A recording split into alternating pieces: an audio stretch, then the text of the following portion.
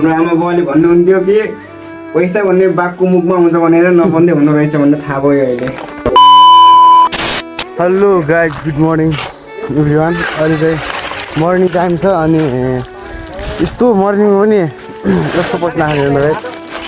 म चाहिँ हल्का काममा आएको छु। यस्तो मर्निङमा पनि पुरै दिउँसो पुरै घामले कस्तो भएको छ। अनि अहिले चाहिँ हाम्रो काम सुरु भइसक्यो क्या। हाम्रो ब्रोदरले चाहिँ यतातिर झमाझम काम सुरु भइसक्यो है। हाम्रो उज्जवल ब्रोदरले चाहिँ अहिले यहाँ झमाझम बालु चालाइ कार्यक्रम भइरहेको।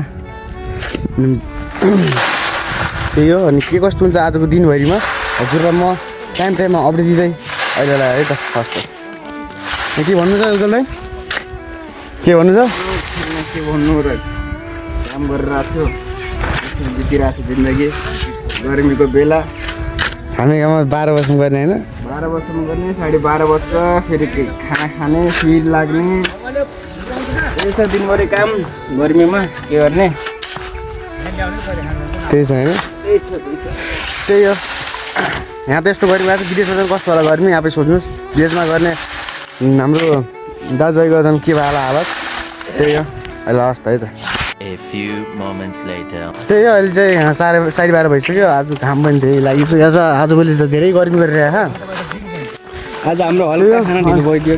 अनि अब खाना आज अलिक ढिलो भयो। ढिलो भइसक्यो खाना खाने। अब के गर्ने, यस्तो गाउँघरको कामकाज अब गरिदिनु पऱ्यो। एड्रेस भइदियो अब त टाइम टु टाइम हुन्छ। यहाँ त अब के गर्ने, आधी घन्टा 1 घन्टा 2 घन्टा लेट हुन्छ। यहाँ त ठ्याक्कै आज मैले लेट भयो होइन? छैन यहाँ त उप टाइम पनि छैन, के छैन। सबै अब गाउँघरको हो के थाहा, पछि अब यस्तै छ। त्यही हो। अनि 7 6 लाग्छ। 6 बज्छ। 5 बजेको ड्युटी हो, फेरि 6 बजे 7 बजे के गर्ने। खाने बेला 12 बजे हो, अब 12:30 बजे हुन्छ, कहिले 1 बजे हुन्छ। त्यही हो। अनि ठेकादारको समस्या आयो। त्यही हो। अब हामी खाना खान जान्छौँ। आज हाम्रो यता चिकन पाइरहेछ। अनि त्यही हो त। हेलो अहिले चाहिँ भइसकेको छु। सुरुतिर काम टलक्क टल्किसकेको छु। म चाहिँ अहिले सिमेन्ट ल्याउन आएको छु। हाम्रो स्टक चाहिँ यहाँ छ। अब म चाहिँ 2-3 दिन काम गर्छु होला। ठ्याक्कै के भयो भने यहाँबाट 2-3 दिन घर बस्छु। त्यही भएर काम गरौँ भनेर काम गरेँ हो। त्यही हो। अब म कन्टिन्यू काम जान्छु सिधै। अब हजुरसँग साँझ भेटिनेछु। त्यही हो त गाइज। हस् त। के भन्नु छ उज्जवल दा? के भन्नु, गाउँघरको बारेमा के भन्नु छ? के गाउँघरको बारेमा के भन्नु छ? के भन्नु, मेरो भाइ यस्तै छ, काम गरिरहेको छ, बसिरहेको छ, त्यस्तै छ जिन्दगी। घाममा हो, घाम कति घाम लागेको छ। बाहिर यस्तो घाममा काम गर्नु परेको छ हामीलाई। अनि झन् बाहिर सबभन्दा ठुलो कुरो नै बाहिर देशलाई चाहिँ कस्तो होला? बाहिर देश बस्नेलाई बाहिर बस्नेलाई पनि यस्तै हो।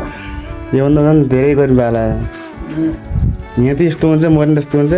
यही बस्ने तर सर्ट चुत्रुकी भिज्छ क्या। सर्ट बेस्ट चित्रुकी भिज्छ भनेपछि अनि उहाँ चाहिँ कस्तो हुन्छ होला? त्यत्तिकै भन्ने चिज राम्रो हुँदैन। त्यत्तिकै विदेश गएको कसैले बिहा गरेर आउँछ, बुढाबुढीले नथर्काउनु, बुढालाई चाहिँ यस्तै नथर्काउनुहोस् है। त्यही भन्न चाहन्छु म। किनकि एकदम मिहिनेत गरेर आउँछ, उता गाली सुन्यो भने झन् एकदम टेन्सन प्रेसरमा हुन्छ नि। त्यही भएर अलिकति मायाले बोलिदिउँ, त्यही भन्न चाहन्छु। पैसा भन्ने चिज लास्टै गाह्रो हुने रहेछ, कमाउने गाह्रो छ। हाम्रो आमा बाउले भन्नुहुन्थ्यो कि पैसा भन्ने बाघको मुखमा आउँछ भनेर नभन्दै हुनु रहेछ भन्ने थाहा भयो अहिले। बाघकै मुखमा भन्छ होइन? बाघकै मुखमा हो।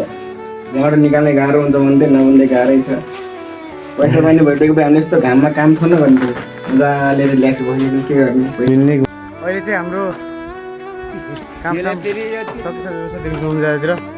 चाहिँ आज हामीले टिन हान्यौँ। अनि यता टोयलेटमा चाहिँ हामीले ढन गऱ्यौँ। त्यही आजको काम चाहिँ यति भयो।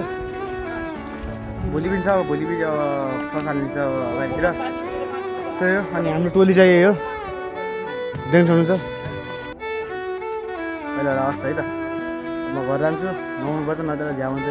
त लटा खाऊ, लटा बच्ची पानी खाने म है त। पानी खान्छु। त्यही हो। लाग्यो म घर जान्छु है त। ल त्यही हो। अहिले चाहिँ म घर अघिल्लोमा चाहिँ घर आएर अनि नुहाइधुवाइ गरेर खानासाना खाएर पल्टिन आइदिएको छु। धेरै ज्यान थाकिएको छ। अनि भिडियो चाहिँ मैले अब हाल्न चाहिँ पाउन, त्यही पनि अब जति हुन्छ त्यही हाल्छु मैले। जे सकिन्छ त्यति हाल्छु। अनि भिडियोलाई माया देखाउनु होला भिडियोमा अनि लाइक कमेन्ट सेयर गरिदिनु होला त्यही भन्न चाहन्छु। हस् त जय नेपाल।